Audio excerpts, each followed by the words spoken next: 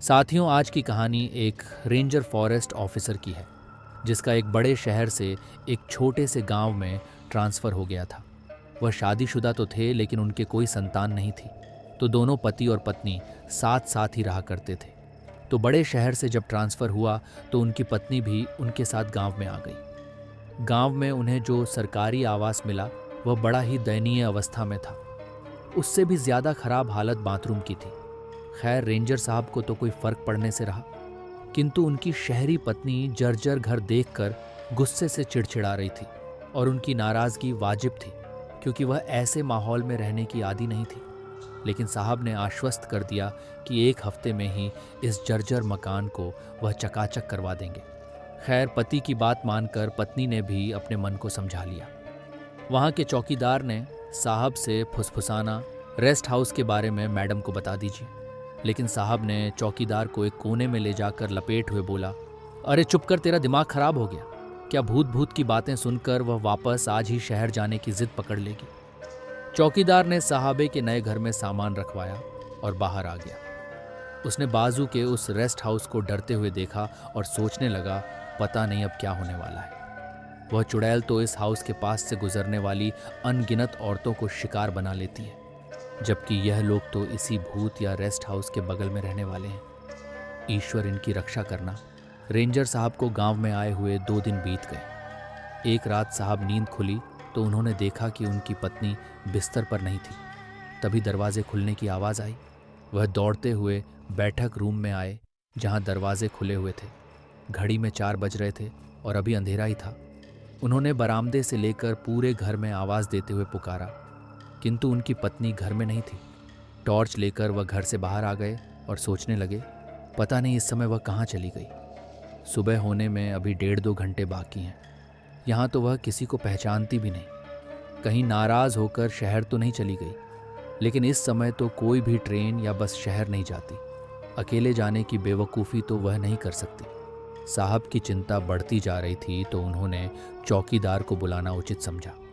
उन्होंने चौकीदार को मोबाइल लगाकर जल्द आने को कहा। अचानक साहब की नज़र उस रेस्ट हाउस पर गई जिसकी बाउंड्री उनके घर की दीवार से महज 15 फीट दूर थी। वहाँ एक लोहे का छोटा गेट आधा खुला हुआ था, जबकि सामने का बड़ा गेट बंद था। उन्होंने सोचा कि एक बार वहाँ भी तलाश लेने में कोई हर्ज नहीं है। वैसे भी वह भूत प्रेतों पर बिल्कुल यकीन नहीं करते थे, इसलिए तेज़ कदमों से उस गेट की तरफ चल दिए। तभी पीछे से चौकीदार ने उनका हाथ पकड़कर रोक लिया।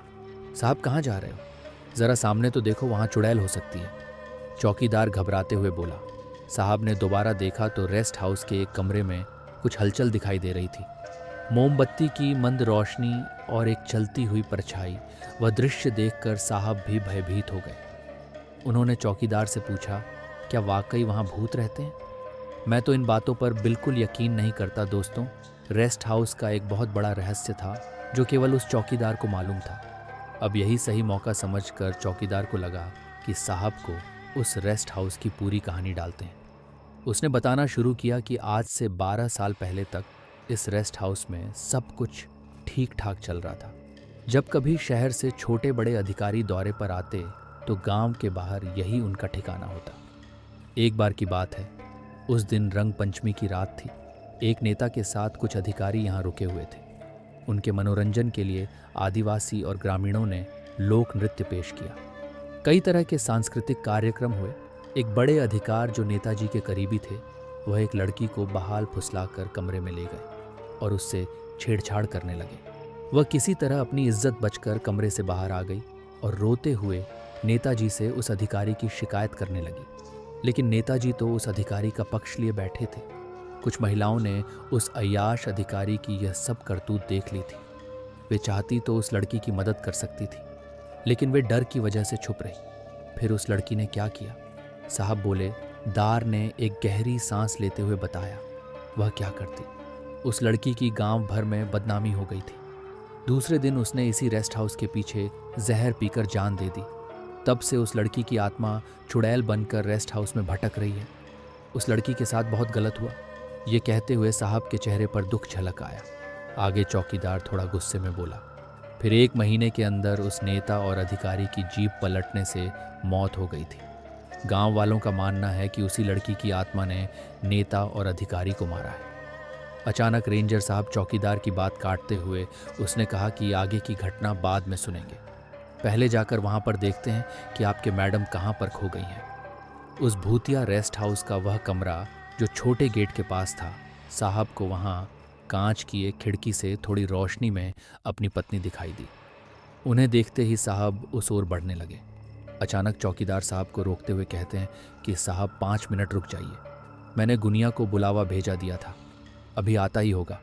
वह गांव का सिद्ध तांत्रिक है। मैडम पर चुड़ैल हावी हो गई है और वह तांत्रिक ही इससे छुटकारा दिलवा सकता है। लेकिन रेंजर साहब ने कहा कि नहीं, मैं अब और नहीं रुक सकता। तुम्हें डर लग रहा है तो तुम यहीं पर रुको, मैं अभी तुम्हारी मैडम को लेकर आता हूँ। और ऐसा कहते हुए साहब तेज कदमों से अंदर जाने लगे। साहब को जाते देखकर चौकीदार ने कहा कि अब मैं अकेला यहाँ पर रुक कर क्या करूँगा, तो वह भी साहब के साथ चल दिया। अंदर पहुंचकर साहब अपनी पत्नी को पुकारने लगे। चारों तरफ अंधेरा था, टॉर्च सिर्फ एक सीध में ही रोशनी कर पा रही थी। जिस कमरे में उन्होंने अपनी पत्नी को देखा था अब वहां कोई नहीं था। सिर्फ एक मोमबत्ती दिखाई दी जो हाल ही में बुझने की वजह से धुआं छोड़ रही थी। उसी कमरे से लगी बाथरूम से टिप टिप पानी गिरने की आवाज आ रही थी। वे उस ओर बड़े ही थे, तभी पीछे खड़ा चौकीदार चिल्लाया, साहब वो रही मैडम। हॉल में पर्दे के पीछे हड़बड़ी में साहब पीछे मुड़े तो टॉर्च दीवार से टकराकर टिम टिम करने लगी। साला इस टॉर्च को भी अभी खराब होना था। वे मन ही मन झल्ला झलती बुझती रोशनी के बीच साहब ने पर्दे के पीछे छिपी मैडम को पकड़ना चाहा, लेकिन वह भागने लगी। साहब पीछे से सिर्फ उनकी साड़ी का पल्लू ही पकड़ पाए। वह भी झटक कर उन्होंने छुड़ा लिया और देखते ही देखते अंधेरे में कहीं खो गई। साहब खिसिया हुए वहीं खड़े रहे।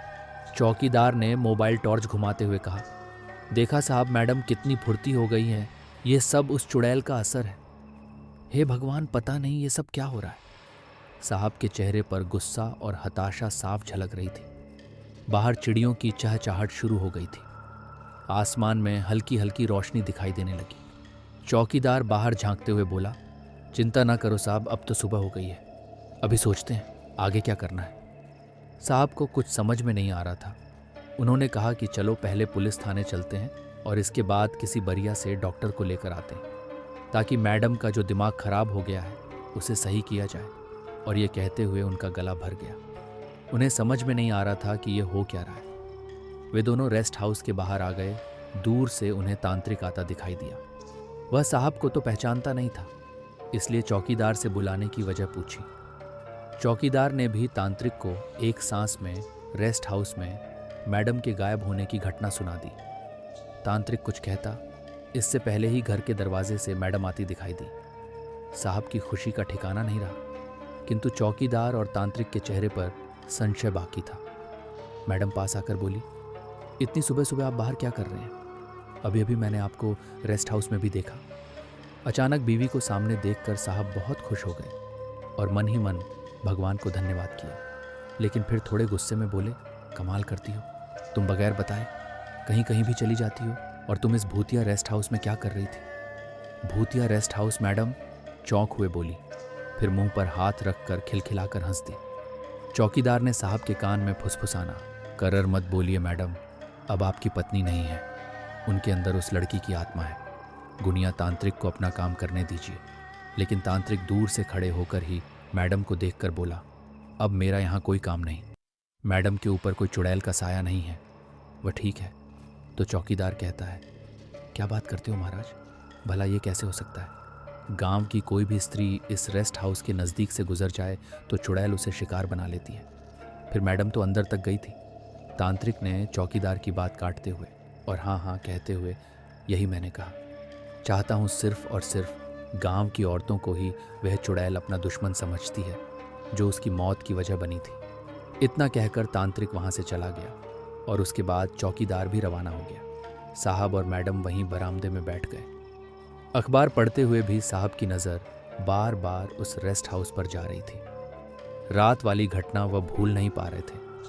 मैडम साहब से पूछती हैं कि ये भूत चुड़ैल लड़की मौत, ये सब क्या चक्कर चल रहा है? अखबार टेबल पर पटक हुए उल्टे साहब ने ही पूछा, वह सब बाद में, पहले तुम मुझे यही बताओ तुम इतनी रात वहाँ क्या करने गई थी मैडम?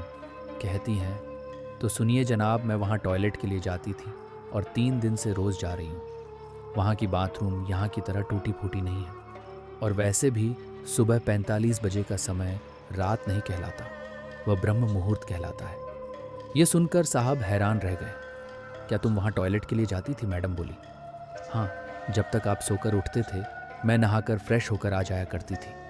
अपने इस खंडहर मकान से तो लाख गुना अच्छा है वह रेस्ट हाउस। मुझे तो यह सोचकर हैरानी होती है कि आप कब से भूत प्रेत को मानने लगे। साहब सिगरेट सुलगाए हुए बोले, मैं भूत प्रेतों पर विश्वास नहीं करता। अब सिचुएशन के हिसाब से थोड़ी घबराहट तो होगी ही। दरअसल साहब के पहले दिन ऑफिस जाने के बाद मैडम ने घूमते हुए उस भूतिया रेस्ट हाउस का मुआयना कर लिया था। उसके बाद वह अक्सर बगल का छोटा गेट खोलकर वहाँ चली जाती थी। इस बात का इतना बड़ा तमाशा बनेगा उन्होंने सोचा नहीं था। मैडम ने अपने कान पकड़ते हुए कहा कि मुझे माफ़ कर दीजिए, आगे से ऐसा नहीं होगा। साहब हंसते हुए बोले, माफ़ तो तुम्हें करूँगा नहीं, आखिर तुमने भी डराने में कोई कसर नहीं छोड़ी। पहले पर्दे के पीछे छुप गई और फिर मुझसे साड़ी का पल्लू छुड़ाकर यहाँ भाग आई। ये सुनकर मैडम हैरान रह गई और डरते हुए कहा, क्या बात कर रहे हो? साड़ी का पल्लू? अब आप मुझे डरा रहे हो? मैं 2 दिन से गाउन पहन रही हूँ, और वहाँ हम दोनों कब मिले? अब साहब के माथे पर पसीना आ गया, मुंह से सिगरेट गिर गई और सोचने लगे कि फिर पर्दे के पीछे वह कौन थी जिसके पीछे वह भाग रहे थे। भागते समय उसकी साड़ी का एक सिरा भी उनके हाथ में आ गया था। उनकी नज़र अपनी हथेली पर गई तो वह सन्न रह गए। उस पर कुछ इस तरह के फफोले पड़ गए थे जैसे आग से जल जाने पर हो जाते हैं।